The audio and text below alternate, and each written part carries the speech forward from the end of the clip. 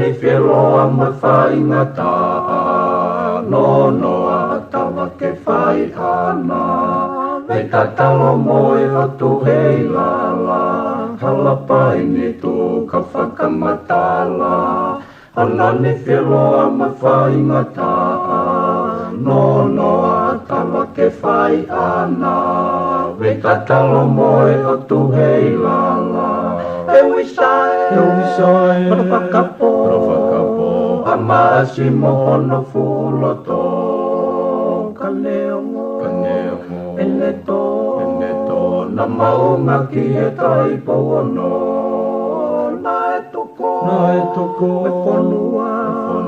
e tupo o hapai ki olunga, ke malui, me olunga, atonga nyo whai o tupu-tupua Utulai na o tumatanga Matakau no veka whakautanga Matangi mari e ko maua whaanga Utukalonga luko e hakeanga Utulai na o tumatanga Matakau no veka whakautanga Matangi mari e ko maua whaanga O tō kalonga luko e hakeanga Hewisai, Ravakapo Amasi mohono fuloto Kaneongo, Eneto Na maunga ki e tai pono Naetoko, e whanua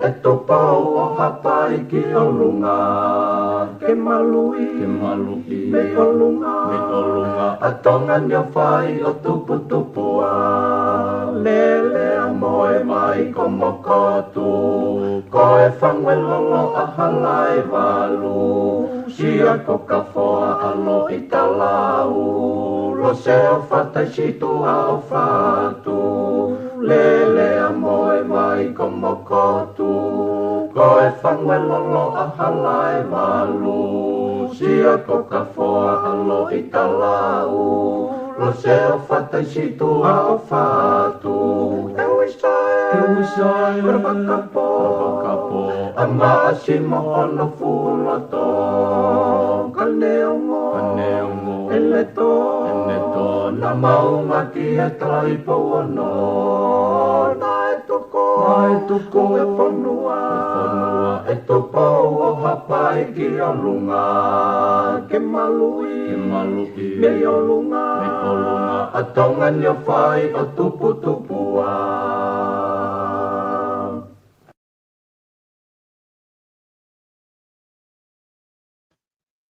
Ko kore ke hu whangamua I he talamalo I whanua ka mai ngahi tala whatapu kutoa pe o ku whatapu atu pa mehene. Talangata e deo pe pupuiang e he moho oiki ka e tae whainga maari e koe ni. Ke whahoka toa mo porokalama koe whatu whanua whao ki he pongpongin. Ai ko I heni pe mo e ek minister ke ma whahoka te tau porokalama koe ia whatu whanua ki he ahoni. Ko ato e tatai lerei me tatai loto fia ke te mo tolko toa pe o ku mo kau mo ke maua I he houan ki e whakahoko ai porokalama ko ia o e ahoni I he tatau be ko whataunga be ku e ongola rei at be porokalama ke te ki mo tolu I mo mamata mai ki ai te mangawe ake be he pongpongini ai le o pe mo e minister ke whahoka toa ke tau porokalama ko ia o e pongpongini tatau be ko whiwhia ke tatai lerei ai ek minister I helaine ke ma whahauko te tau porokalama koe ahoni malo tau mau e ahoni piven pa malo mo e ngā lahi pa me tongana o ku whewheha ke ai ngā wehe wike ngā lahi koe ni Malo bitsaloi pa malo ma koe amare kole te peke hu whanga te whehe whatapu ko ia kau wiko si mo weekend he wike se mo ikina ai ngā we ka ko toki ya mo be ne fias ko si ya mo ge have ko lo ni lava ma ki fa mari ke ta update te ngai me ku ko angai tu ko ki holo ngai kau mo ho ai ka kai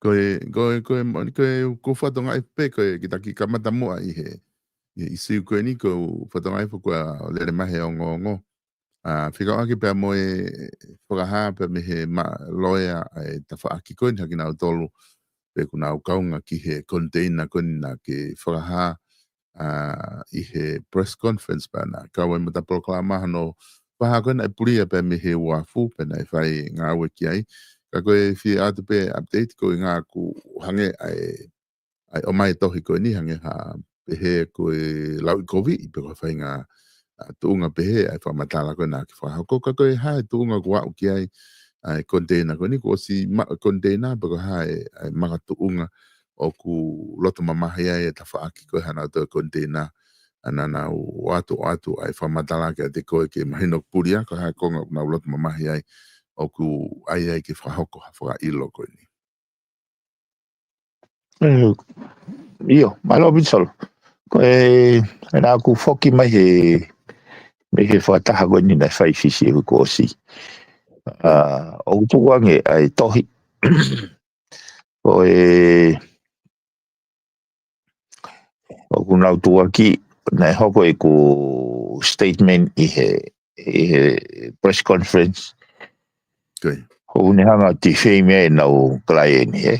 Ai a koe nau klai ni e Steve Toa. Koe. Nau ti man ke o koe whamoe ka pahi kai te nau hanga whakailo. Nau tu mai a tawha. Nau toki ai koe tohi mai mahalo na nau hanga ne tolo o Viti News e kaniwa koe whakaike eke oko. Ka koe anga koe ku whafufua koe piki pehe e kaniwa ai press conference o Rania e nau news e. Pea o mai lewa e nau tohi o whatokanga mai ka whatokanga mai ke o sisi ke kaniwa pa sisi peke kua roa. Pena ku tari tohi ko ia pule lulu o whakafoki pe ke o kau tamagona e whai kai sisi. Kana ku refuse au ke o kore whakamore. Maka tuunga nei kei ke uhanga au tuku a ki ha taha. Pe ko ha institution ha taha. E taha.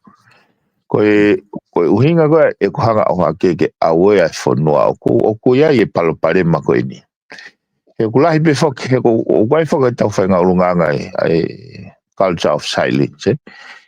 Tau ilo pe tau ilo wai mea hoko ke tau hap. Ka hoko e umea gea compound e te hoko e ngahi palapare ma koe no ku. Whe kuki pa tau whe ao mai tau tupu pa ma tau. Anau. Kana ku lawe whoki au ia, nau ki lawe i hake pe he press conference. E kondei nau ku ho nai more mei wafwe. Ka koe natulai ne ka kondei na. Koe tōtaha koe ni na hao.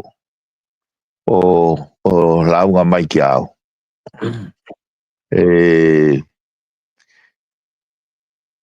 Koe ne alat ke kiria mai ne container. Os ave container ai. Ka koe tāholo ko mia o pehe taramai a kui eu e container ai. Ai os kiria ia me waf. Os ave ki eu. Ta koe kuinga ene hao o whatara no mega te au ene launga kia. Koe ne rakse te si pia nai e puria container ko os mahino e ka te au ia. Koe organized crime ia. Koe anga ia e whakaukau. It's an organized crime.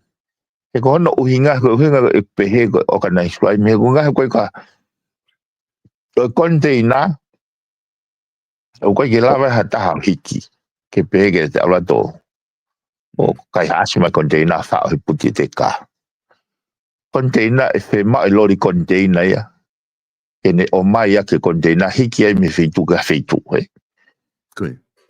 Pe ui kai ko agency beta ke pehe ke te ala pe ke fare ko loa o te tonge te mea pa mai te container ai uhinga pehe rewa e ku whakaukau ko pau ke fe mahino ake shippingi ko ngahi agency ente nau whelalawe ke tuang ha container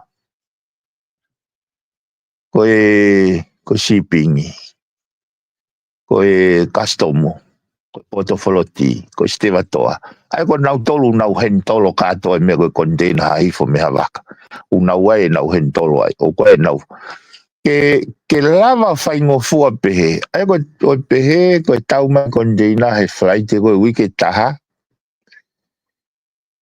to ka ala te masi e to prelulu ana container Koi. ko flight o sto oia he tu site ko prelu o va que va ver ko tu ko tata no ko ni ka pa wa ta ku ne o sa lo kiri ha ne container ne ilo process ko o kui kai ke pehe ke te alat pe ka foi tu pe ta pe a te alat pe ke shipping o ate te pe pa te tonga te ume pa te o mai le va ngofu ka te alu me container fo mai container alo fo mai he customer alo fo mai he kau security pau ke ai lori ke to o aki ko hinga na ko hanga o alete ai va intelligence ke na usio ke na usio aga me ka policy kai ke tu cut a long story short da kita tandai ko ni nai fe tu taki mai ko India ko ne container ko so foki mai ke shipping kai kene nga wele vai ke o se nga ka policy ne ongo ne fe ma ne kolo ana na o sa alma ka policy o check kolo ko na o mai he kolo ai ne fra ta mo mai he high commissioner Australia ke nga ya ke na wa pe masi na alupeo o stoka me apa loka ipa tu ko ai ke fai nga ka policy ko container o ku ka policy te mi me vena tanki he o ke o te fu ho ha ke fo hena ma ha u ya ko ni ho ha ma na ke fa va ve ke ai ni container ke fai ni nga we ko contracta ya ke office ko ne high commissioner Australia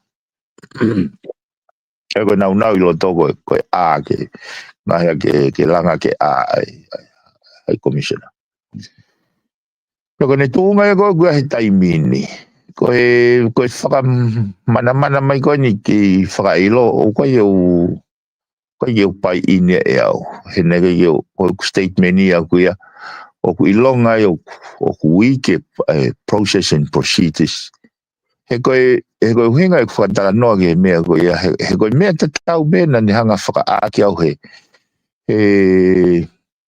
ai ngona ko re mai e a metiveki e a empress ke to mai o evacuate ai mahaki tokua he fa madala he pepa ko o ku emergency unga fa tu ta maki ko tai ngona hanga fa tonga o ku loye foi fa madala ko ya ka ya mahaki ya o tunga fa tu ta maki na ku hanga le vai fa tonga o ku week ai foi process ko ke hanga o verify ke tokia o mai ke minister policy ka no fa ko fu nevan ai ko ngahi mea pe kai ke ko uhinga pe ko ke tu unga mali ke ngari ata mai lelei ko uhinga na ku hanga o race issue ya o kai ganga ilo pena pe se ha na hanga pe mai ko ti famous ai ka ta ko ne stivato tu ke ka ba tau ko tau ton ha fa inga me ka ko uhinga ko fa no solo it's a normal thinking pattern que te lava whakaukau. Yo so, talo me ago estiva toa. Ai me ago ai esa he mono liri wai fo tu nga we pureanga process que imagino oku ikai ke tau so na o si lave pe au ia ke mau inga go o pota security. Imagino ka o whakalere private sector ai ngahi matapa whaka osi a go ai malu e whonuan. Ai nau whakatala noa ke matapa koe ni ATSA. Government control enterprise, own enterprise. O au ke foi last mile. Ai foi last mile me waha koe te minolo ki he wakapuna. O tuange ia ki he interest ai private sector. Ai koe taime na uongo ia ulava fe o kumalava. Malava. O koe ke pehe ko me o koe ke uhangatu kwa ki koe me ai o kunau fai. Ka koe matapaya malava ke huai u matawaiwai koni. O tu mo wako kato be me kona na pa mai me New Zealand. Ono puke kau crown handler. Ai ko natula tatau. Ono fehu fakia ki ai holo aki ai trucks. Me tatau pe.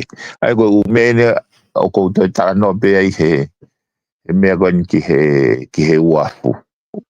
Koe wafu pure anga ai portfolio ti.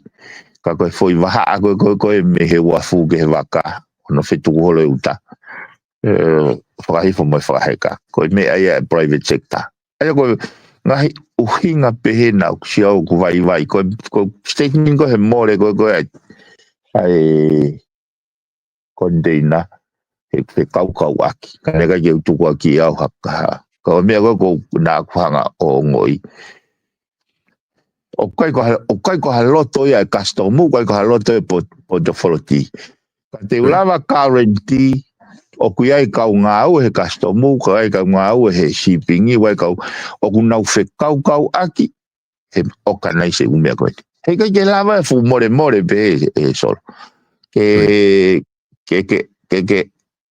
o mai ho ta ha mo bill of rating manifesti o he hingoa o koe pe a umai ki he ni ulava pe ta ya liu without he koe au ya na ospalan ko sio akuia o koe ko to hoko ni ha me pen o koe ko ni hoko fa au sien ka ba ka ke fa hanga o ki ai na to hoko be ki mo o koe ke pe ko to fa ho va le ha ken ko me ko ni na palan pe ya he o kai ke utui ko me ko solo ko hanga yo tim ngai public enterprise ngai va ko ni ngai portfolio ngai pot ngawe ko ne pure hanga ke na hanga o mai me ko palani o ku mahu inga fau he ko me ko ni an ko me ko sio kai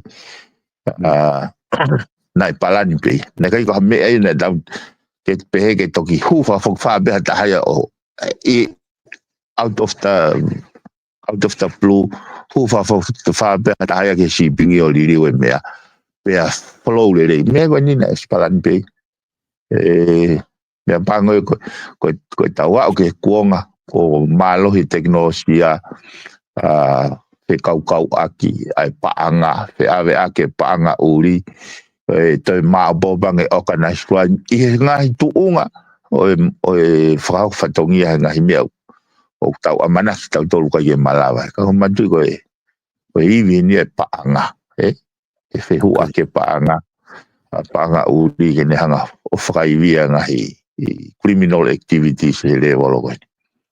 Kai ke tau, nai kai peke no whatatolo amanaki ki ai.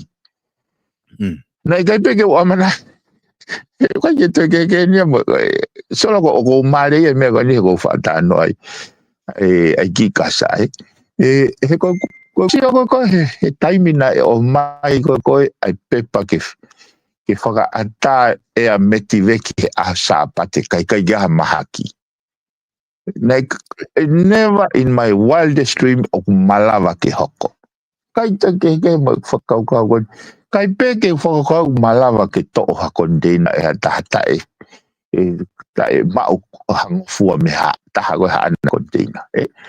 But I just couldn't imagine. I go me go pe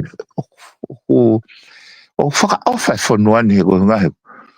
Mantu ko alo advanced teknologia aku te kia ke mateu teu e whanua hange a ko hafu holo pe o ke tata puni ai tau foi atakai go ya atakai go saipa domain pe ko saipa space ko tau unu foku mai ale whakalaka ko uliri holo ko ne upe pa mo mea he cannot be done by one soul e a toko tahape ai ko no pa fa tong no kai ke ko tai ngoi nei o mai plau o pe tari ko ai na to ria fa na fa ilo ko me ko ka ke u ko fa more ai ke he ko no uhinga ne ke ko kai ko ai no ai kai ke fo solo go ya kai fa ka I have to be strong for everyone else ko pau ke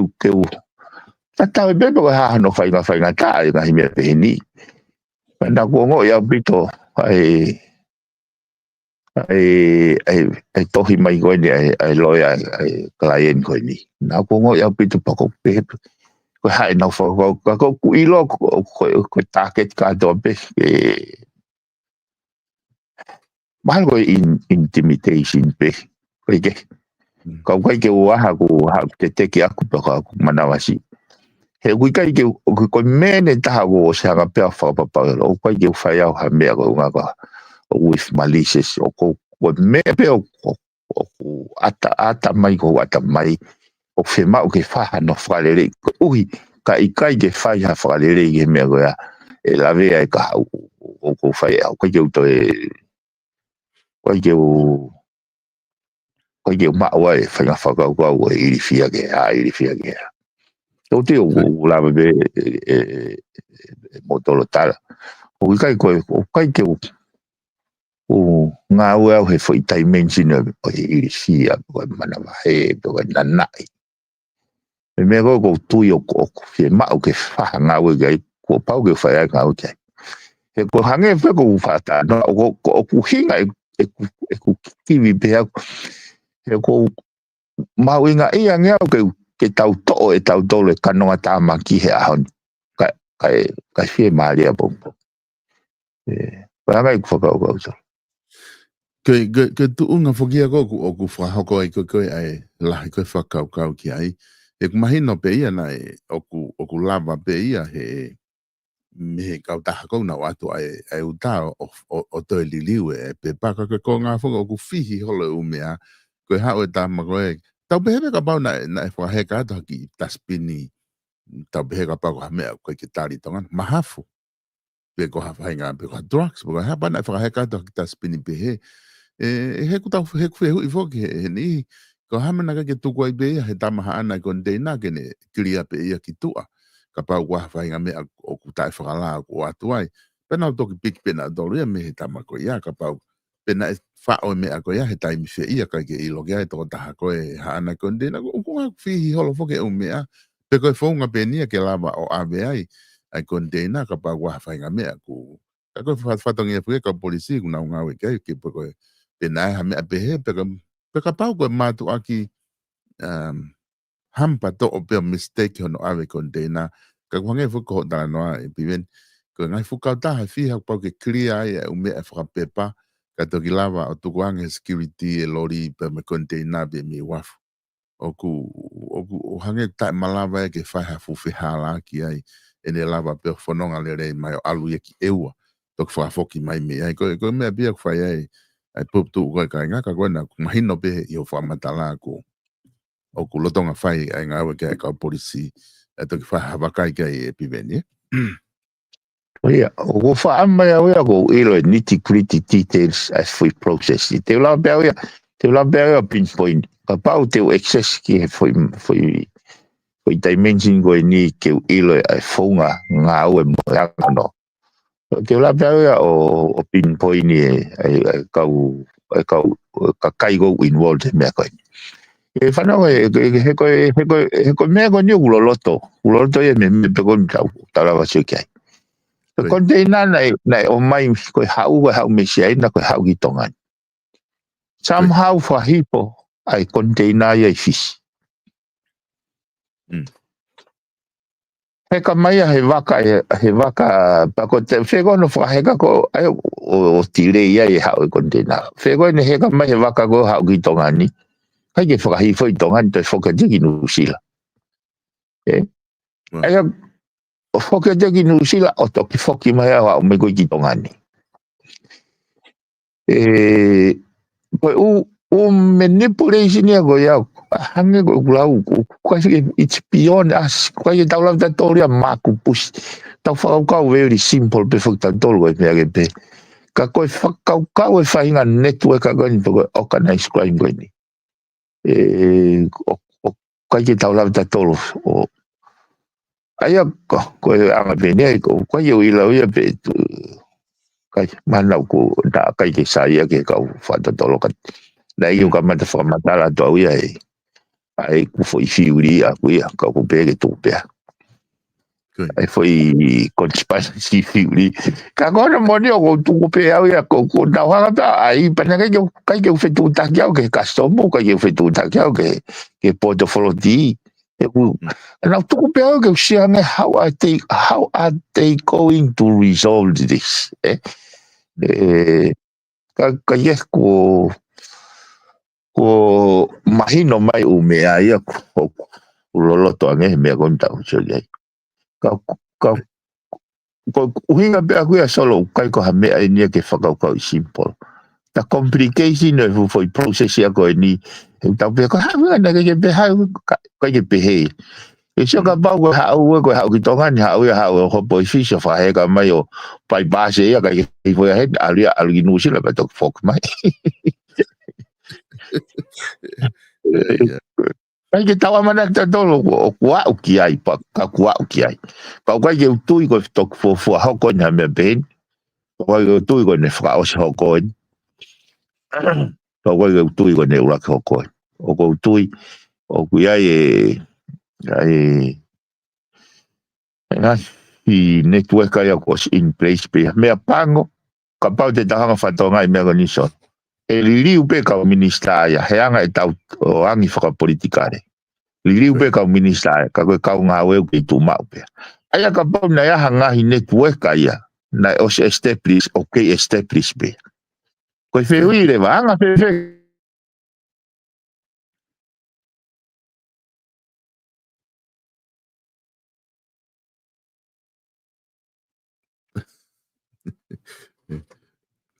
Mone lawa a kilifiko ke foi fonong hala fonong a container ko a mone container ke nini mo fiu he lua mo toka kovi he lahi ko e folau ha u gifisi ha u silani to gala tu kitonga koia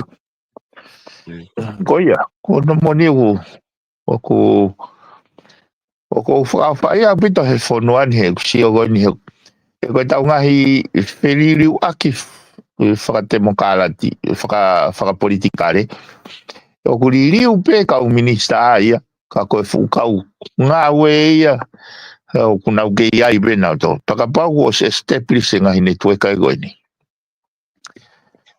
Koe whainga tāra. Kai olewa ko ia ha whahinga whakauta me kau minista. Aia ko whehu i koe aku peanga whewhe tau reset e ngahi netua. Pea ko rapa o tala. O kai koe ngahi potu ngā oe penia o ku asiai matawai funga ngā oe. He ko uhinga foke ngahi funga ngā oe o ko whata noa I solo he mechanisms, ko process. Ko uhinga whata noa gai he ko taimau te hanga o whotutu ha mechanism pe ko ha process os integrate pe ai check and balance ia, validation and verifications. Ko taimau fōa he foi hala whanonga koe funga ngā oe, ko nea koe ke ki moi, ko os verify mai he agency, multiple agency. Umahino le vai ko si kakatu. Kai ke, ko ilo o ku whia o ngā oe lahi ki he. Ke ngai funga ngā oe, tau te fito, ke ngai multiple agency. Nā ku ui whakataha energy sector, ui whakataha communication sector. O kamata hano o mai te tātā noa he ukai ko ngahi taimini ko ngahi tau mua ola ko goals ko outcomes whakapotu ngā oe hei kai ke la vai he potu ngā oe pe taha tiri wa fufoi outcomes ko uku whemau me whawhonua pau ke ai foi potu ngā oe whaabeni ma peono ke nau ngā oe whakataha ke la wa asive foi outcomes e ta Aya, it's a complete mindset overhaul. O ate whatata agoni. Ko mea lere, kene transport, me point A ke point B. O kulahi ngahi component o mea lere, kua pau ke nau function. Pene te nau whika ngawe aki, kai lava ke toki ngawe function e mea lere, o tiriwa hane output, Ko pau ke ngāue ka poreita, ngāue puha uhila, ngāue pistoni, ngāue ngahi komponeni. Ka toa ka toki lava tiriwa hano output. Ai au pehe kusio goni ke ngahi mechanism goni I ngahi potu ngāue mo ngahi agency. Ko pau ke nau whe ngāue aki, pe ngāue whatatau ko nau function kai tō lava asiwi hafo I tau mua. Koe mau he kulahi tau ngau e tō insilos, tak tahalele pe. Painga mindset I koe ne whakahou eiki.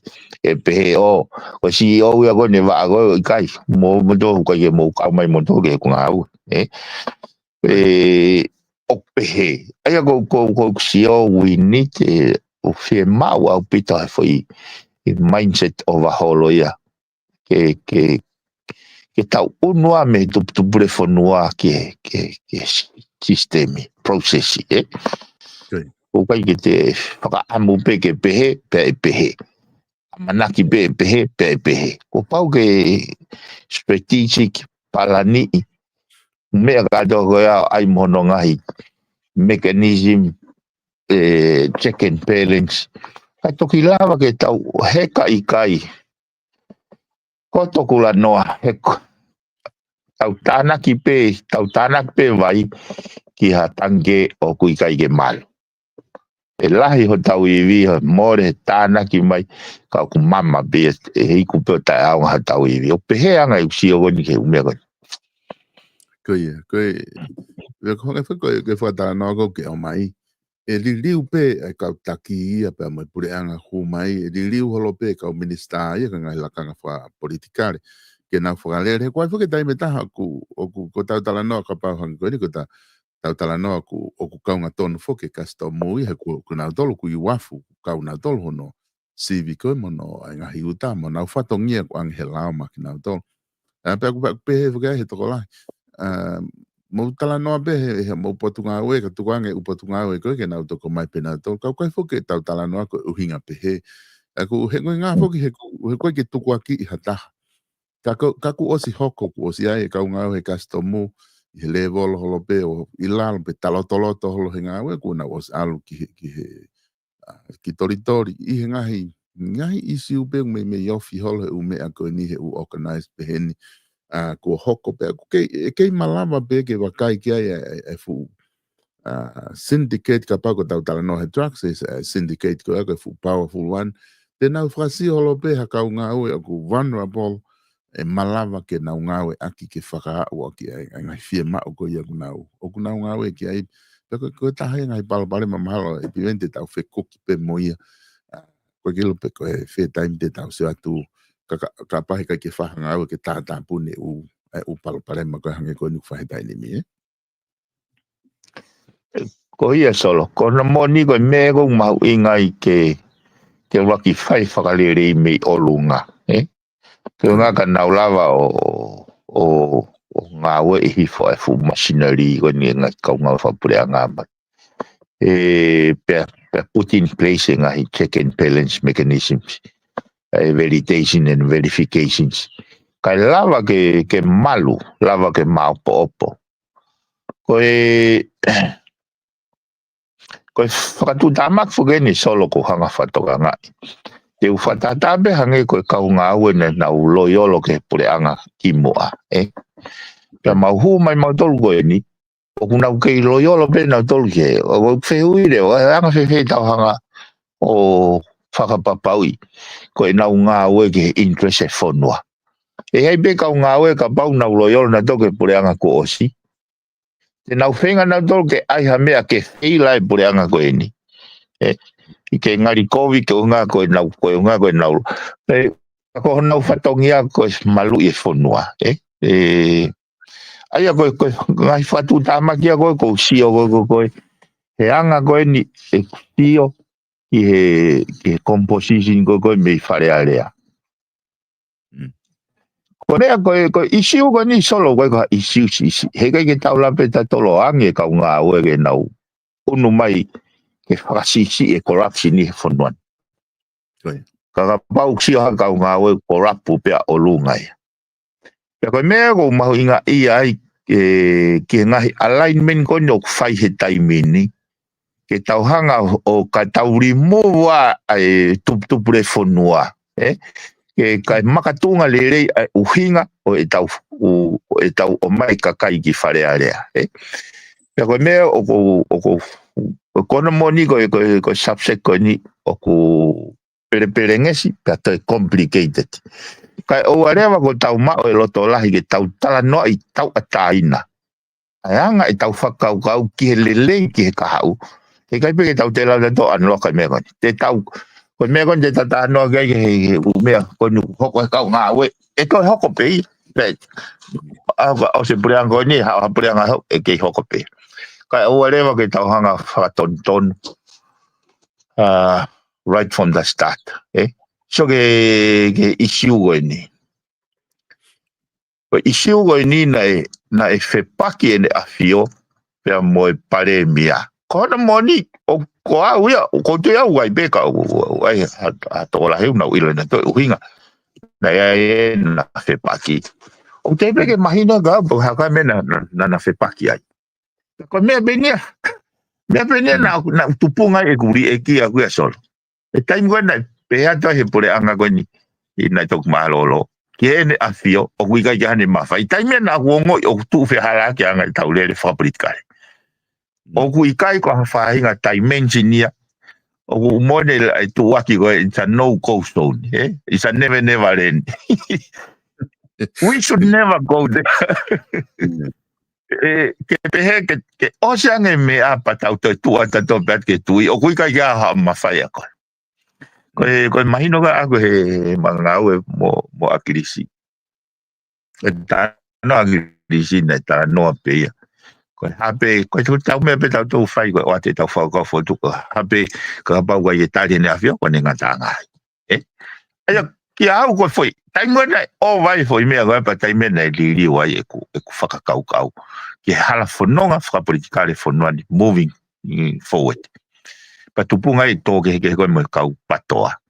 He nau o mai o tala mai o saipe corruption ia. Ke he pe koe whiri he kakai. That is a no ia ka au. Ki au koe pe ke hame e sai e corruption ni. O kai sai corruption ni koe whiri kakai. O kai ke sai corruption ni ka pa koe whiri tui. O kai pe ke sai corruption ni e ha whahinga taimi pe. O hinga e koe whaha kai u isiu. O kai ke sai corruption ni ia. Ka pa koe whiri kau no pere. Ai ko uhinga ko hanga to o mama fa u me ko ni ke fai mo ko awe na ula ko tapua ai ui mai ne afio ke pure le telefono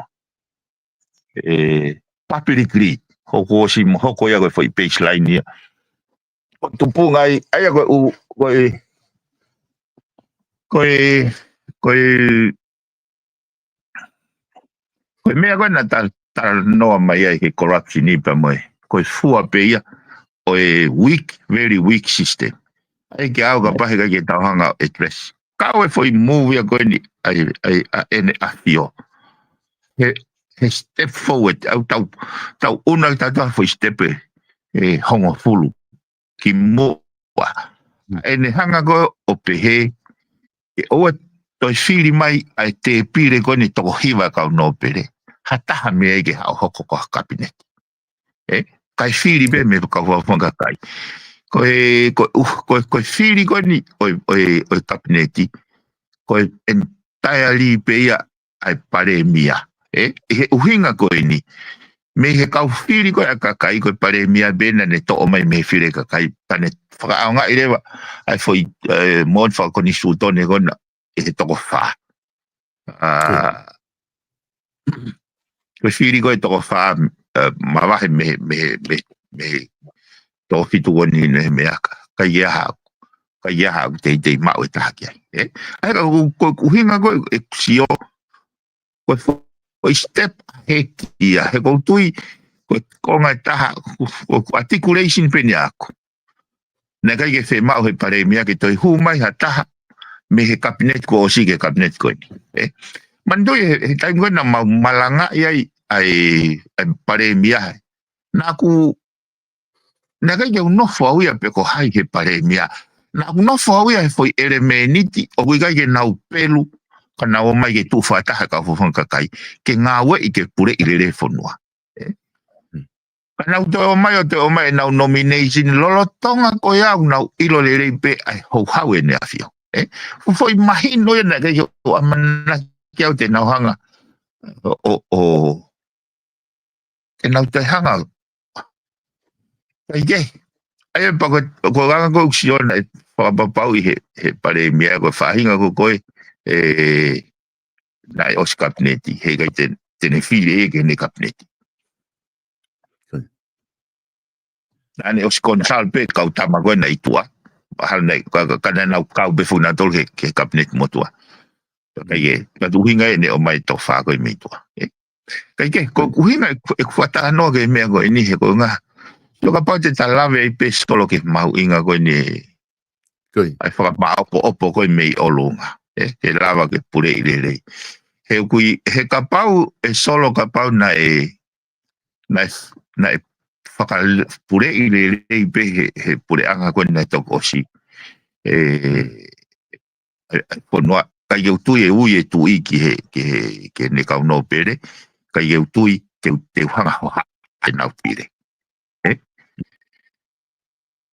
Ka koe ui koe lahi ngahi mea whai tutu uni kai ke consulta whare area lahi ngai whai tutu uni kai ke hano patseti kai ke whai tutu uni kai ke hano palani oku mau ke iswako lai koe mea kone pasa forum oku mau ke iswako loa ngahi complain e kakai na nau kau ho involved he langa mea ko ia whakamao popo mai paanga pe koe paanga mei whina nau hanga whakamore ke mea koe alu mei whi o te peke mau mai mea koe mea koe ke he lulu tai mea tatau o mau te kei peke mau mai au mai na mau amanaki na aku amanaki au wawe ha maa popo mai ngahi whamatala paanga e koe kau fuke ngahi timania kau expression of interest. Ke ia hanau raki ke nau raki o mai o stio ke tuunga whaka finance. Ai lulu tai ki mua nau toki whakatau hanau share pe koe o maha nau ngai whotutu. Ai koe kai ke ia ha kofi te taha i he kau investor ke nau moving plane ni ke lulutai ko wa me ya ni te be ke o mai u fa matala pa anga ya ke atita u fa matala pa anga ke update mai ke wa tolu wa fa pe ko wa fa wa ni mai ko wo si taulere to wa ni ma wa no dai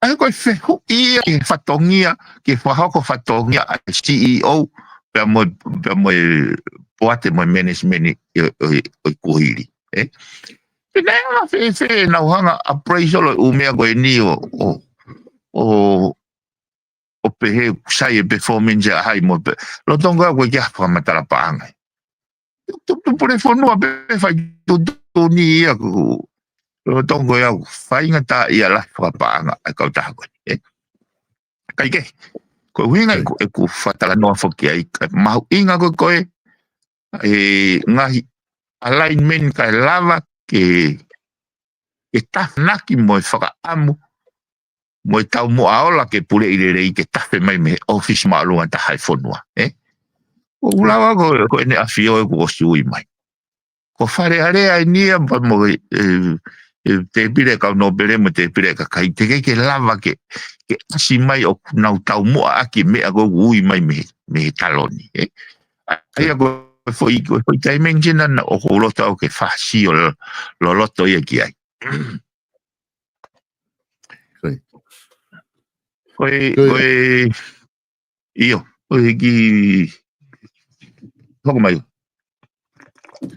koe aia koe o hange fo koe whakau ko ke o mai mahu inga apito ai whatala noa ko pai hange koe ko ke o mai ke whaha hatau sio loloto ki hono ke tafe me o lunga ai ma vai ke whapapau i pe o ku lava o hange ka lawa me lava o fulu ke maa ngahi me ako ko ne whatupunga ni ko whatupunga corruption ka lava ke alifule re pure alkilal na ke ki tala noa foki ke ta whaakelu lo tai ako mana tu i foki ki eke toa he na u whatonga i hifo ai taha ngahi o ngongo na o mai ka hange ku whehu ia ai o loa koe ke lava ke ai alotu ke ngahi piti koe ke lulutai mahino maha poko fair direction o alki ai ku whahinga palani ke hoko hange koe ke ata ki tua mai ai process koe ni ke piti koe lulutai i he asi koe he ongo koe ni ka ku ngā whoko koe ni ke o mai ngahi he taimi ko taupeo ke o mai ngai whakamatala koe ni ke mau whakamatala paanga ngai mea pehe ke lawa ke mou whai e whai tutuni lelei ke mea koe hoko atu ka hai tu unga ku iai ai piti koe ni ngai kau taha ki he lulu tai ke hoko atu pe ku ki ta ofi ka whahamea ke whalelei pe ka hai tu unga ku iai ko umea ko ya wo so mai be mau assess ka hange ko klau he ka mau tu bre for no pe ko kau ini aku this is the simple logic pe aku pau ke mo la ka mau po mai tau tu fa pa nga o a mai ke ahon pe ta le wa si o le vai ko hai mau inga tau se ti se tau ngai mo wa liabilities ke tau lava si o pe tau pu i fe i mua o tau negotiate pe moha fe party ki a partner pe wa investa ko uia na mauhanga o hoko for exercise ko expression of interest ke maulava si o ko ha option is out there kai fai kai lo tai na tau lo tolere nga ko ke restore PCVC ke he ke mau keep floating pe kai fama opo mai u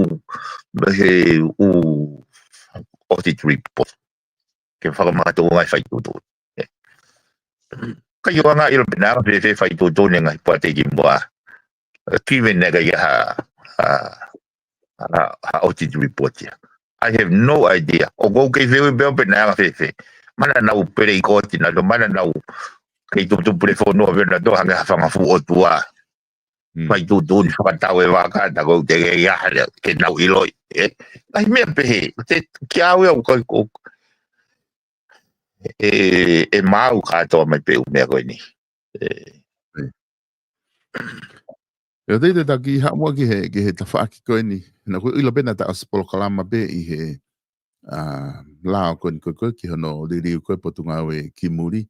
Ka anko kei lahi pe ai tālanga pa koe kame ai aku kovi. E tau malanga I before ki taim lahi koe I he ta whaapolo kalama ke wha o mai pe. Koe mea lere tau tala noa I funga te pili tau no he mama. Koe ngā hi poini pa ko tui o koe kakai o ku.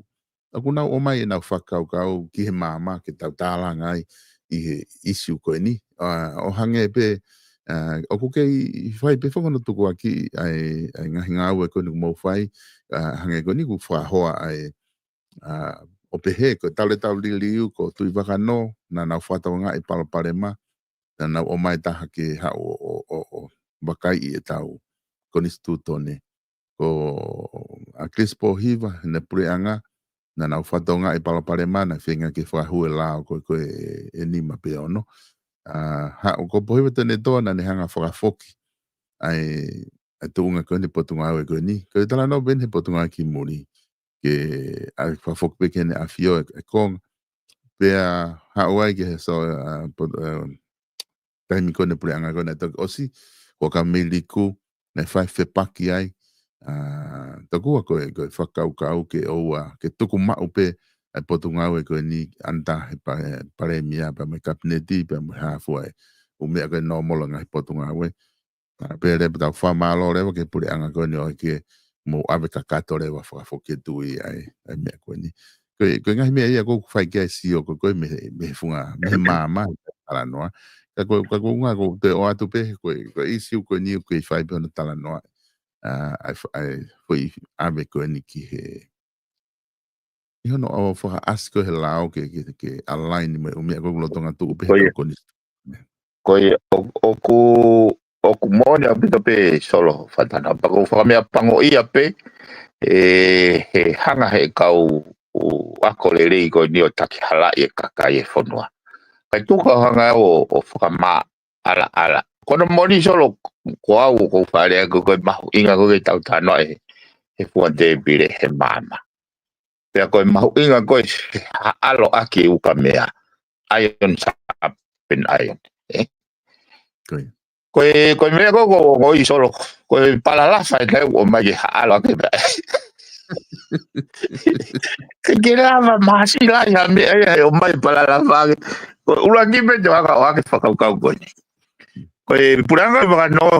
Ai mea na nau whatoka ngai. Koe whatoka ngai ai koko o whai koe hono o whakawhi I mai koe ai consultant me komni weri o hao o sio ke konistutone. Pea koe whakarea koe tama koe ia na specific pe ia ke ka whaaki koe ne siutiseri.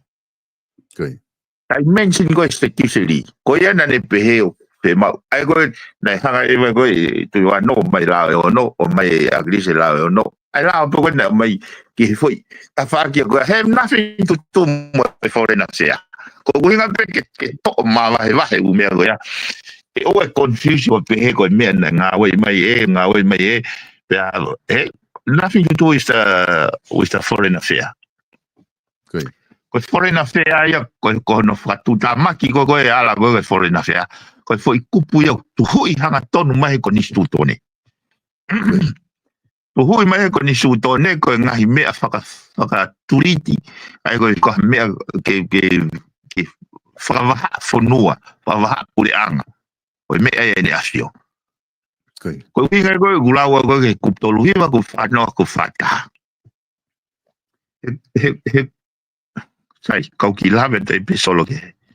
Ke tu koe lati maha usi koe na aku hanko race ngai wadaha koe na mai komiweri o whahawaitogan. Na iai whamauanga ai, na iai kau minista ai, iai kau whapafonga whare are ai. Foi ai koe foi branch e tolu koe a. Whare area whamauanga ta moe cabinet na nau iai kātoan. Ai moena na hanga present mai Latima House Principal Penau tala noa pe mai he branch e tolu. Mo concept e separation of power. Mo mahu inga koe fe check aki. He ngahi waa nau ngahi whatongia. Ki he tau mua ke pure i re whonua. Kana nau koe uhinga i nau whakarea koe separation of power i he ngai whonua whate mokalati.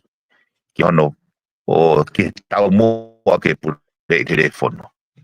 Koe nau raki fo i slaiti be ko hanga o challenge ai presenta i whakaukau o ku nau feila ke nau hanga contextualize. He guai ai historia mo ataka e whonuan ke o mai ange ngahi concept ai lati ma house o contextualize. E pauharewa o pea toku.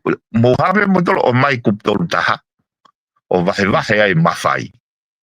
Ka mo whelo ke mohanga whehoko taki a ke kuptolu noa. Koe kuptolu noa o kune pe mai koe anga hono whai e pure whonuani. Koe pure anga whakatui whakakonistu tone. E malu o tupo wono pe mono hako. Sai. Ka pau hei kai te tau o mai e fo i kuptolu noa o raki lei ia. O taku raki lei mai e structure. Te tau he ai pe tau tori ai e tau tala noa me he noa o pa te tau misli te toi ngai whonua. Te mo mai kuptolu noa o raki lau ia te nehanga whotu mai ko e anga hono whai e pure whonuani. Ko kuptolu taha rewa u peheni. Ko mawhai pure whonuani wahe rewa ia ke he kupitolu. Aia i he malu o tupo wonu. Ai ko whenga koe ke hanga ko o mai under constitutional monarchy. O ku wahe hono mawhai i fwoi branch e tolu. O ku i kai ke puna ea mai benga i fwoi branch ko ni o tuu. O ku hinga i kula ue. Aia pamuhara rewa ta structure wise, system wise. Ko i level uruaki level uai. He koe mea iau fuakawa i kau whakafofonga i he level uruaki. Hei kai ke lava ke fuakawa te uwhai maa onioni ke mea koe ka pau ke level o tatau. E upehene fuakawa ko o mai ka mautolu. Tau pepe takamata he tui. Koe fuakawa he tui upehene. Te uwhai e kupure o whakatatau ki he konistutone. I he lao mo e mea o tohi e konistutone. Mandoi na iai ngai fui palalafa ni ne raki o mai ki mua pe mai koe mawhai e tui ia ku o hange ia koe ika tahi mo manpuna ata au kai ke taula tato ilo hono hala. O wai mawhai koe ke tau. Koe uhinga e na uhanga i whengai ke tau ka pau aha mawhai e tui tau whaam ke oangi kai. Ai o tohi. O kui kai ko uhinga aku kai ke uhinga tau kawea tua aku ia kai ke uloto ke oange mawhai koe. O ko uhinga o kai ke puna ea mawhai. Ka pau koe loto ia whare mo loto to lai ke ave mawhai. O hii. O hange koe ni he ko pulau aku neongo katoa mea ko ni kana o sfai tutuni for mawanga ia pa ko pehe ko for mawanga. The monarch in this modern days and age, the monarch can no longer claim prerogative power that the law does not allow. Aya ko kuinga o kuika ya masaya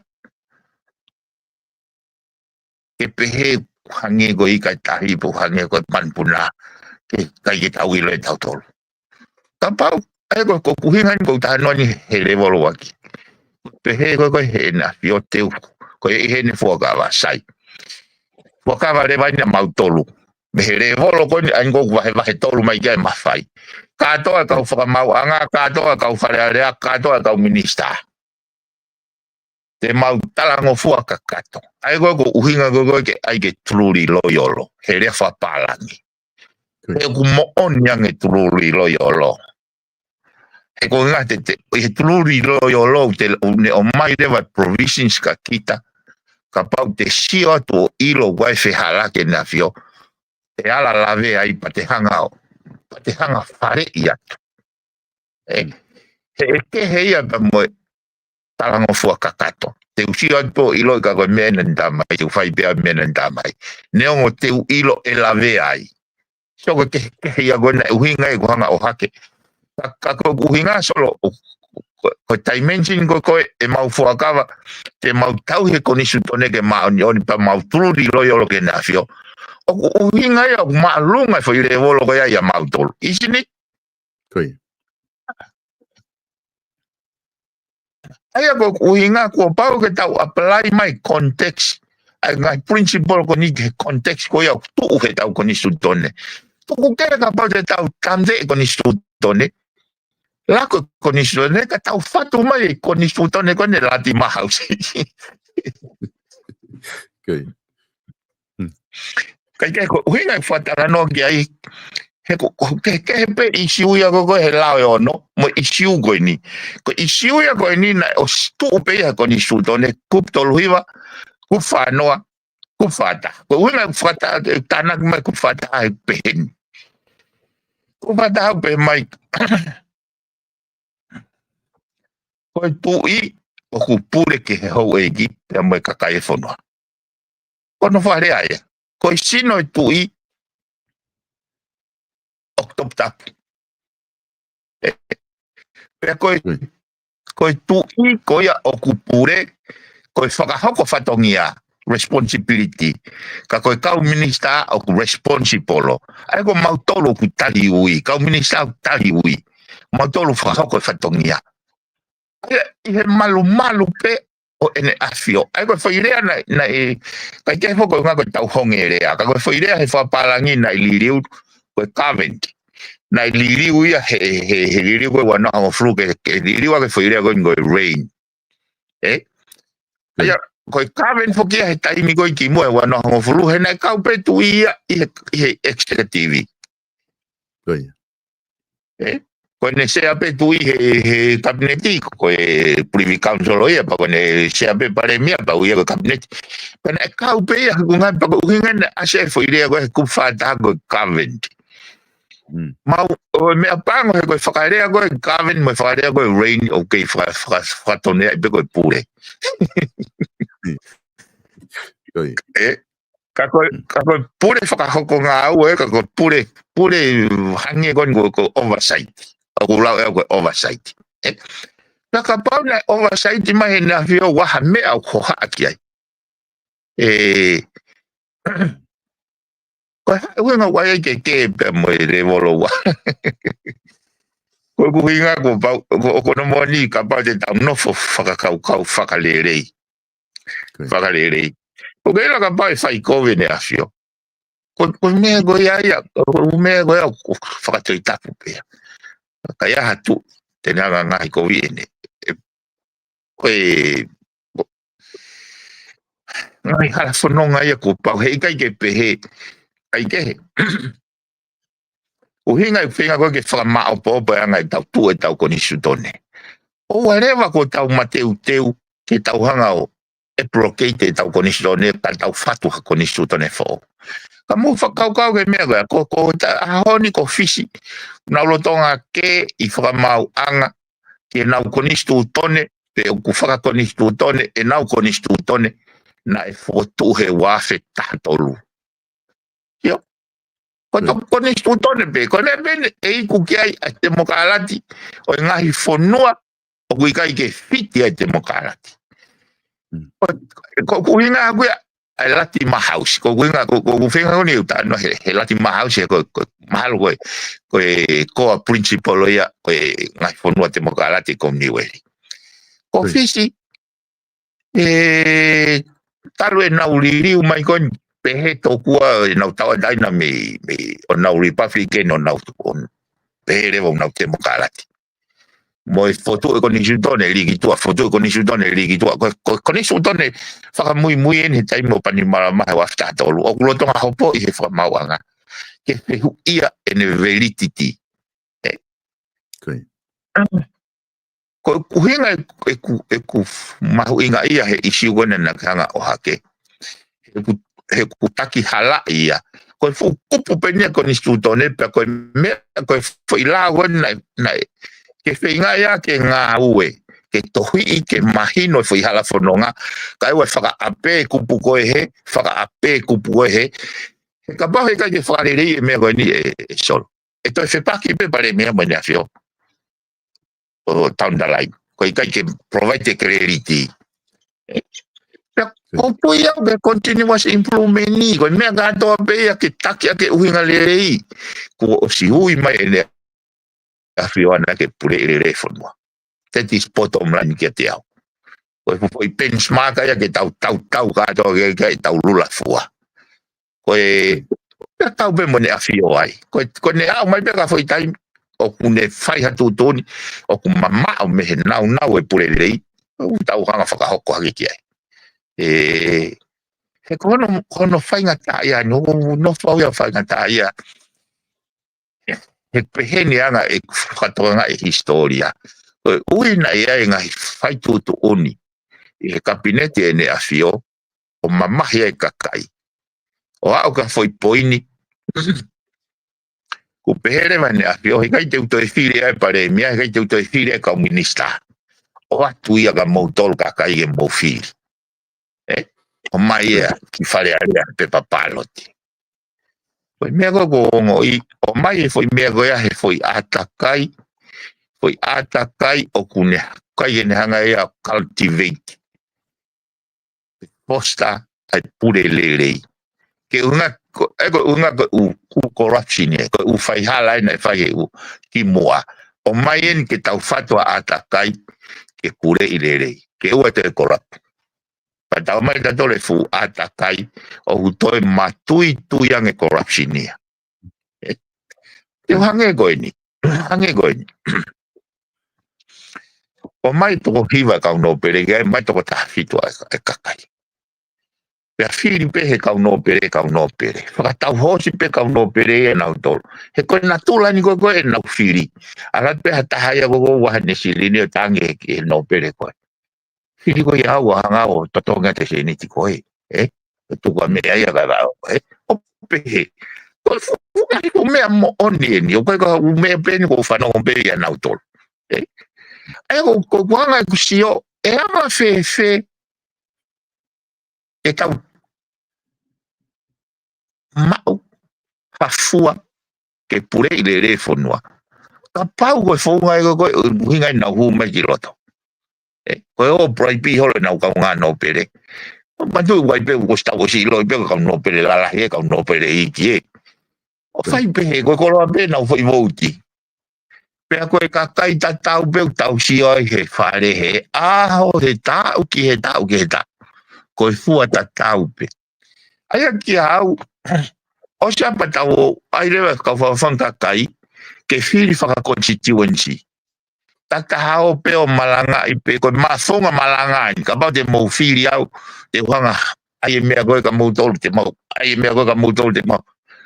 koe foi atakai ta tau pe o kune hanga cultivate corruption he kono winga ke alo palo mese mea koe pe te alo tufa mea koe o sapa ke toki hure wa koe to corrupt I loto ke kai hasimai mea koe ke unga ke ave ko wahenga koe unga ka na hoko whiri koe koe whehu I rewa anga whewe ke tau amanaki ke hafua lerei me he fuaka o to I he konga kere kofi te hange koe te wate whatata ngata ya akirisi te ngata ya akirisi na ane mau ai whakapapa mo loto ai kakai throughout I he whanuan I tongan toanga kau paremia toanga kau paremia me ai o au mai ke koe approval pe ia ene constituency koe ne alune alpo malanga pe ne ki constituency ka pau te whatonga e nau ne ia agirisi na e takai agirisi niua wawau hapai eua tongani kene hanga o enlighten e kakai whekau aki mo mahu inga ke pule I le whonua ko toanga koe ne tau lere ai koe koe moni Koe tau whenga whoke tau navigate he mea he reality o hoko e o tau whek. Koe kau pare mea ka hatoa me ose agirisi o hao mai ke ahoni. Te ke nau alu na tōrea o takai he u motua malanga e hanau te whitoitui. Koe nau gōpe o ke nau constituency pe. Ta koe whainga tā ia anga e pa koe mea gōpe he o te tonge mau inga ia whanuan. Na e ai e whoi poini o intervene na. O whaka utanga pa na ke intervene na whio. He ne si o mai ke maui oi e whakapuripuri e mea koe e taipala ne mea koe pe a upeni ke konga koe uai e ngahi tarite mo ngai mea. O koe ke nau toi hanga o toi toka i atu ia. Kia au, wai whake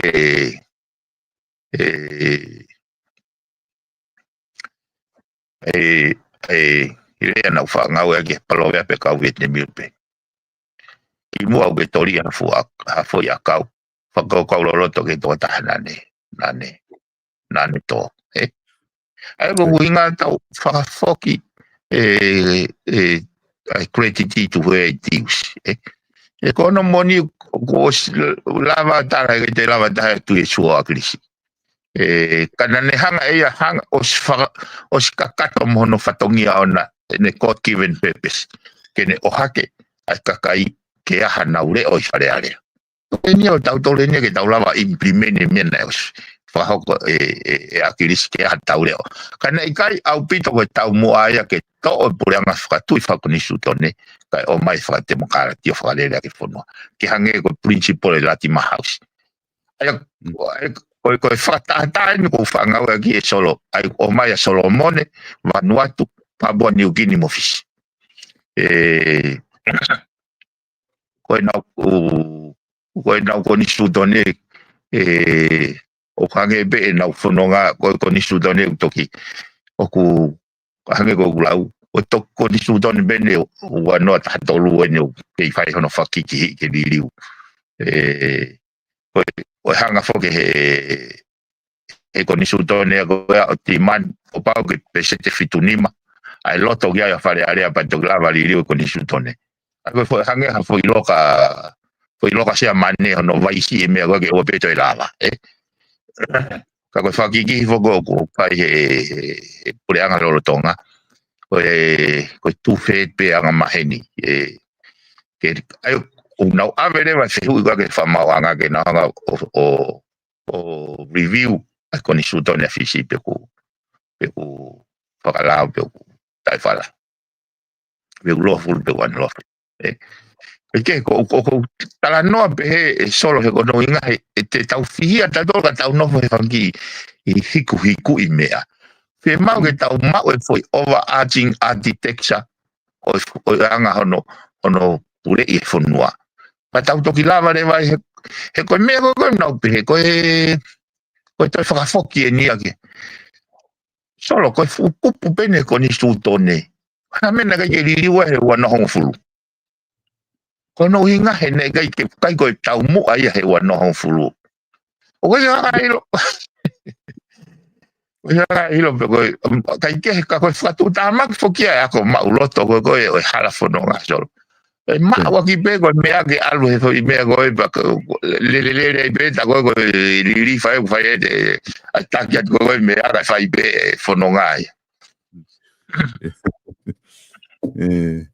Biveni ko tui mahalo ku mahino apito toi mahino ange ko lahi ange ko tau tala noa ki ngahi mea ko ngahi isugun whai talanga ko tui ko ne toi mahino ange ia i he whakaloloto ko ku ke whai i he whakaluk fua ko tau sio ki ai pe mi he yuhana whamatala i ke me lati mahaus ka ko ngā ko ta taimi ko ngā ku ose ta taimi dainim ko ngā te hoko atu pe i he wiki kahau na ia foke ku polokalama na fai pe mo Professor Laftani i he weekend na ko vale foke he ko ke ilo be foke ko ka kai ko i ta fa ke akademika ka Professor mo ka akademika ku pau ke ai makatuunga i fai nga me ke liliwa na fakau ka ke liliu no ia na fakau ko na hanga endose ai fakau ko ni he polokalama ne tala mai o ko pou lahi ki a Paula Piven Piukala I he mea ko ne fai pe ko ngai makatuunga ne malanga I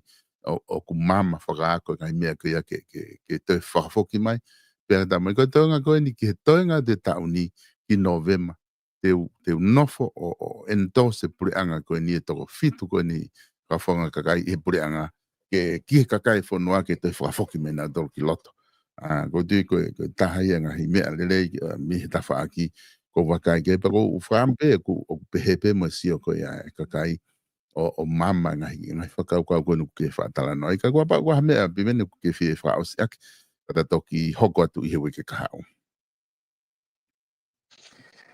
Iyo, ko ia soro malo pena ku lava te ai ahon ko to fatonga e ku ki ko hafe ni tata ko ko fa malo te pe ia he ko no moni o kai ko kau kawe fai ngofu ai e wa me ko la wa me ko e fai ngofu ka pa te ilo ko pe au ha be me mo o hau me mu o hau me mu o hau me tava o hau me lot ai ai si o kan ke ngai pole ko ne ka wi kai o ke te hanga ngai me ngai noise ko ya to I to kanga ko na moni na ku foki mai ne Wata no mai pare mia ulahi la unga kia me ngai tapake ke pe me te pire ko Fika me mia ko na hoko I whare area Pau whamatala le pe ka ia lau maari o na ikai ki hea mea na utai parani I ha whahinga mea pe ko ta no foke hange ko lave ko ke tai na lele mai pare mia e ne whakalele ko ai wakapunata o mai I wharearea pa ko na ku whakatara no whakau ia mo sea whekawak mo kong kere na I whaki hene kui na ko ta no whake ai o mahino ka te au o kai te hafa irea ke heia te ulawa o au ea ke kui he ko kui nga whake sol na ke ilo pe e mau kui I matua na nge be hafu e wa lai be wa bi utai fa fu be va di lai tang tao pe to di ne me na ke be ke to ke no foi o ai na mau ka ko fa ka ko lo pe te kui te fai te ri hai me ko experience wa Aya ko na o ko flu mai ngai foi me go po tai ngwe na ho ko ai ki ne ko me pe na no foi ko ta mai ko na ai fo ke ku re a ku ya mahu inga ai papa de mo fatonga na ku re ai ki mo ta fe unga pe se a komika ka to ke se a komika ka to pe mal pe tu o pe to to fo tu ke fe tonga se a komika ka to Ko foi wiki whaka au si foki. Ko toi pe foi alfa o mai mau ngai foi lau ku mau inga ia ke behe ngawe intelligence transnational crime unity pe mo organized crime pe mo panke mo ngai panke. Ka ko wiki ko ki mu ai. Ene hanga peo heu holo mau to kon pare mia mono ai peke atako vipe mau nga we ka hanga une po ia ai pare mia malolo ko me va na ku ngo ila hiko ya ai he ko nga une hanga ia o vari mai foi ata ko pare mia malolo mo ne ka minister na fa ofa na nga we ka ko ka unoa ene afio ko foi ata ya na uno fo ha ko kiai ka koe whakau ko nau tolu na to tonu ke nau no fotaha ke whaunga ke malu ke pure I le whanua kai malu ene afio ka koe wiki ani koe a koe mau mea peu mau tala noa I pe koe haa mea ke tuku ai ki tua ko haa mea ke ke fetongi ke ko nga he kapau mandu ko osi ko wiki fa aus be para te fa fa le ale ke kapau te ne hoko atu ai foi me go ya te mau e osi kapau osi ha me ungari toka lalo e mau fai ka toka olunga fai ko ai ko mau alu ia ke fili ko osi au e hoko ko palpare ko fa wa ke pare mia ko uhinga ia o tanga alu sio nei kai pe ke pukiau na wai be ko ne na ko ai ke au ke turi ko tau moai ka tau e pe te ulave pe wai ulave pe ka ne kai pe ke kai ne kai ke ai ne kai ke tau mo au ke he ka pau na pe hen ka pau na ko ala ke no pere o to oficial man tu solo ko poto pe et fai va o wai ke pe ko wai be tai mo ke fai va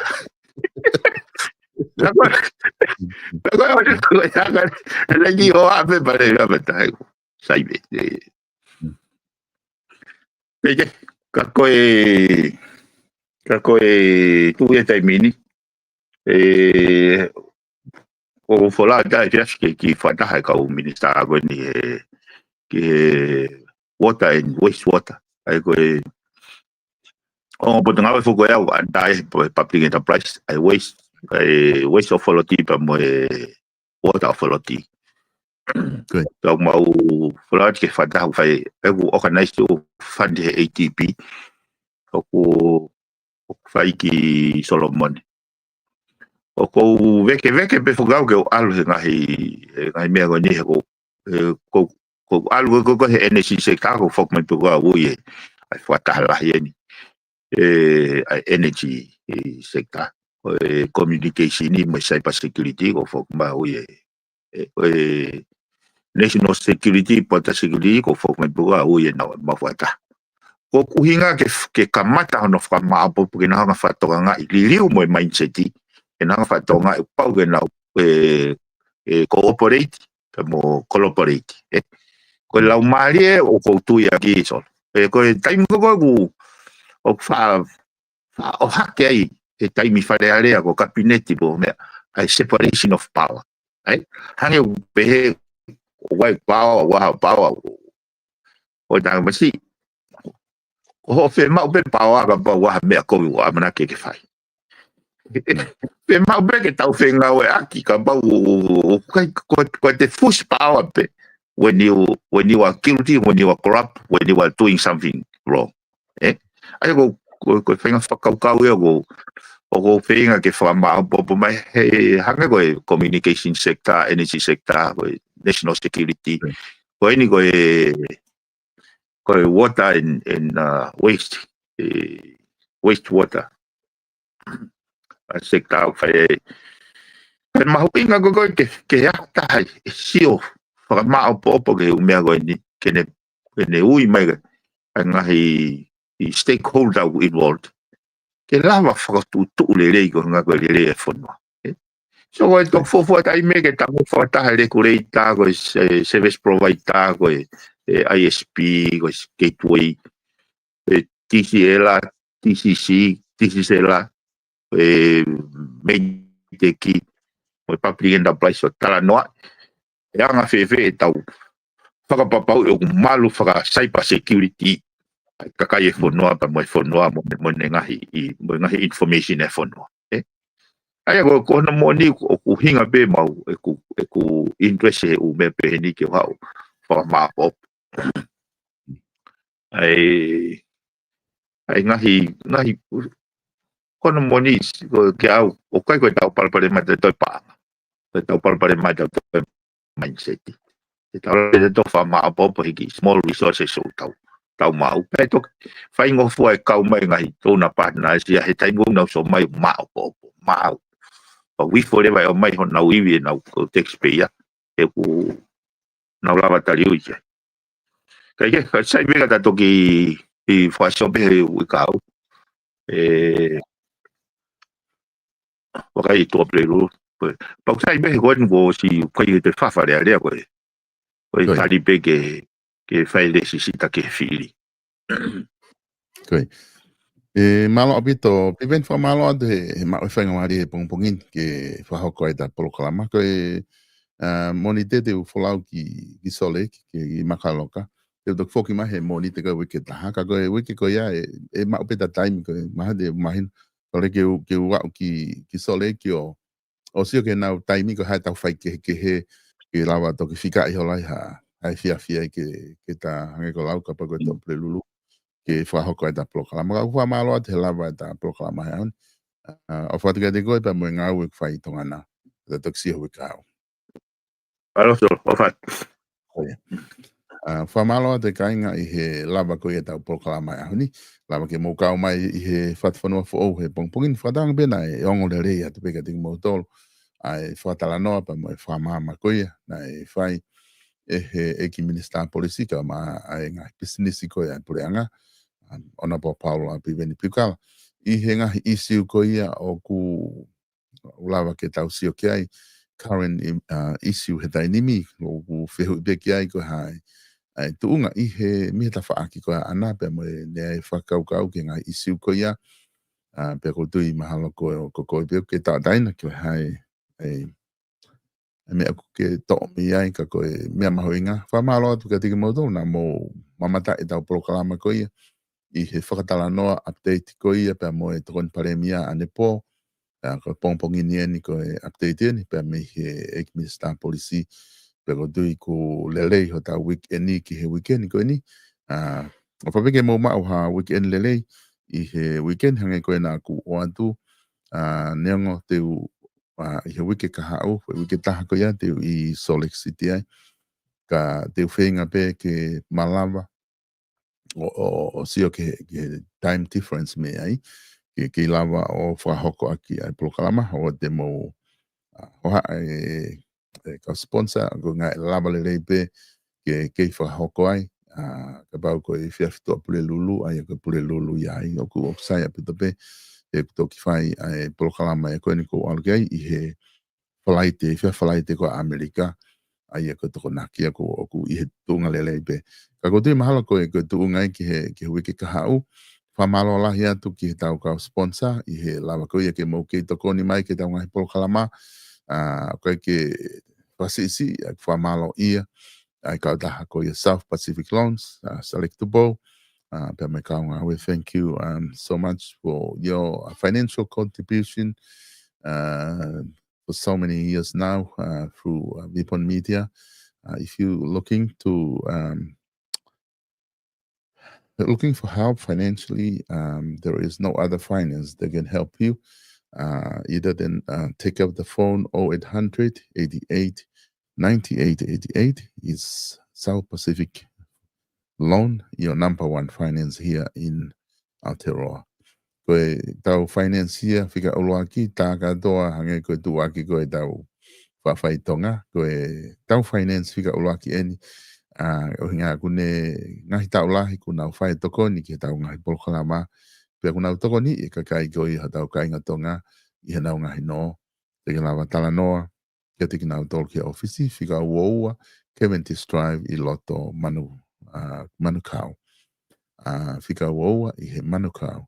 Keventis Drive I he loto Manukau, te ke lawa tala noa. I peko to, peko telefoni, o ko se ai beta whanau tonga ko se hanga estareki o teu I ki nau tolu I he ofisi ke lawa o whahoko pe tala noa I lea whapalangi pe lea whatonga peka pau ke whia lea pe ko ia ki he estareki tu pou talanga pe ta I pe ko whika ko na noa walunge au walu hiva walu tena hoa bena tolo o transfer ko I ka whetu I mamani o ku ngau whamisinari ai whaiwhikau select tu pou tene la pia toko ni at ke te ko ke hatai mia ka ki lava fitu taki ai ki ai I he 0800 88 98 88 thanks South Pacific Loans ko e tau wharekos ulu ko atu whamalo ai peka te ki mau tolu I o mau wawhea ko ia tau wharekos ulu ko ia I loto o rewa I he taha hiwa pi o Moni Avenue o rewa Francis Tickets, te ke lava atu ki ai, o ku loto ngā whaiwhatongi ai ure ai ona ko taholo, pea mo e kaunga au e kuna wasia ke na o hanga o tokoni koe I ha o whahinga fia mao pe ke talavou fia mao ke kosi ulu ka pau ko ha katonga mari te maulava o whahoko atu ka te koe whebe hotere kumau iai e te maulava whahoko atu aki ai ngāwe konika te kumau ko mo whetu taki pe o puka pe totong pea confirm ya te taimi pe le la pe ke na o atu pe ai wharekosi o tuu he whetu ko ke iai ke whakawhainga mari ai ngāwe ke te koe I nuku alofa o ku o se mateu teo pe ma tau wharekosi koe nuku alofa I he tuunga tatau pe koe o ke sio ai murini o se mateu ke na kosi homo ulu ka ke lava tu ki loto nuku alofa I awhi atu he tau wharekosi hanga ke tau mai pea building fika hiva ko ia o fata Fehi Road whetau laki ko ia ai mga whaa ko ia marketi o kia e wharekosi ai wakai ipa ke hua tu ki ai lahi au pito ai ngahi ume ai loto te ki lau whatau ngahi klipa ngahi nau ko ngahi wax ki ho ulu o ko aftershave moi hapi ha mea ke ki ha mea tai mawai te ke kore pe ki ai te na whahoka tu ke te koe mau kodoa pe mea ko u product original kodoa o mau atu ke lava ke ngawe aki I loto nuku alofa ko tui koe mahina koe wike wha osi ko ia o September ki o katopa o ku hoko ai tau taha ko ia tau wharekosi talo ne lere pea o koe ai event mahu I ngai mahu whakau ki ai e toki ofi atu ki ai ke whakahonga ia ki motol ko toa peta au kau customer ku mau ngawe ake wharekosi me he aho laki nai whotu ai o au mai ni ke teu ke hoko tau taha ko ia a ene iai pok mau tui pe e aonga mo whawhiwhia e taimi ko ni ke te koe ki he community koe tau wharekoloa wala koe page fashion store I loto nuku alofa koe ko tui ki sola ki ai ko tau ene wha ai whaifatongia tu ai page fashion store I loto nuku alofa tafa aki pe wharekosi hanga ke tau mea building koe ki te hela heka taxi ki ai pe te hela heka rea lue pe koe puna waka puna ko ho o ki lue e hanga lau koe ai whakakata koe kakai koe ki heka mea lue pe koe lue lai wa mai pe mei marketi I afe mai pe ke koe ke fu mamao ko ho toa pe ki loto kolo afe mai I tau wharekoloa kumi ai hawhahinga wala pe ke fia mao e lava le rei e page fashion store ke tokoni ke te koe o manaki ke tu uta ki tonga I tau uta ko ia ki he ngahi mahina koe ka hoko atu o si mateu teu wala whafofa wala fo o ngahi style ke o ku atu he uta koni si o mape he tau pe si koe Facebook page fashion store e update atu pe ai e tai me tukuangi ai ke mua mai peria na ke tō mui I he ngahi wala whaafofa. Koe ngā tai e tau prokalama koe e ki ahoni. Whamalo atu ka tiki mo tolu ko tō pe, mo lava ke mo mamata mai tau ngahi prokalama. Mo e whakataonga pe te mo mao ha weekend lei. I he weekend mo mea tau toki whelongo aki I he wiki kahau.